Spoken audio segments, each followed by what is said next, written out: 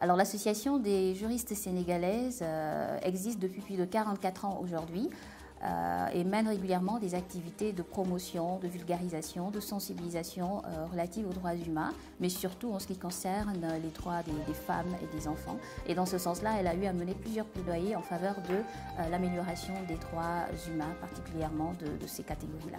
Les violences, il s'agit en fait d'un phénomène mondial auquel le Sénégal n'échappe pas, au regard des nombreuses situations de violence qui sont régulièrement perpétrées à l'endroit des populations, notamment des couches vulnérables, des enfants, des femmes, des personnes en situation de vulnérabilité. Il faut dire que ces violences-là entravent tous les efforts de développement qui sont faits et surtout compromettent la jouissance effective des droits humains de ces personnes qui sont victimes de ces différentes formes de violence. Aujourd'hui, les principales causes de ces violences, nous savons, il y a déjà le mutisme des victimes et de leurs proches, avec les pesanteurs socioculturelles, donc c'est des situations qui très souvent peuvent rester tabous, mais il y a également les conditions économiques défavorables qui augmentent ces violences-là. Mais il y a aussi la vulnérabilité des victimes, parce que quand on sait que la majeure partie de ces victimes, ce sont les personnes vulnérables. Donc ce sont autant de facteurs qui augmentent un peu ces violences au niveau du Sénégal. Et là, il y a les coups et blessures qui sont sanctionnés par la loi, il y a la mort, il y a également les formes de violence sexuelle, dont la plus répandue est le viol.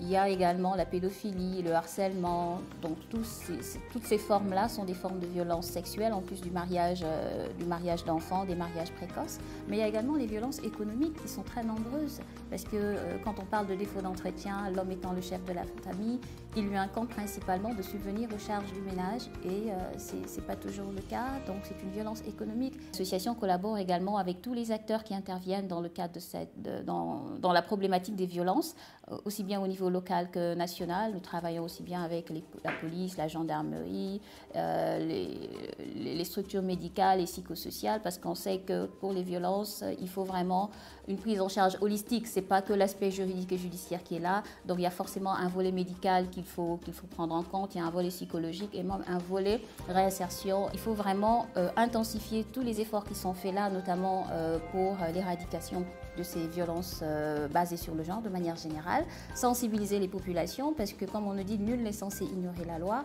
mais il faudra que les populations connaissent leurs droits, connaissent les voies et moyens, connaissent les structures de prise en charge pour vraiment que la lutte contre ces violences-là soit vraiment effective. Alors les violences basées sur le genre interpellent aussi bien les autorités étatiques, les acteurs non gouvernementaux et surtout les populations à la base. Et le message que j'ai à lancer, c'est de dire à tout le monde d'oser dénoncer. Parce que tant qu'on ne dénonce pas, ces violences-là vont continuer à causer de graves conséquences aux individus.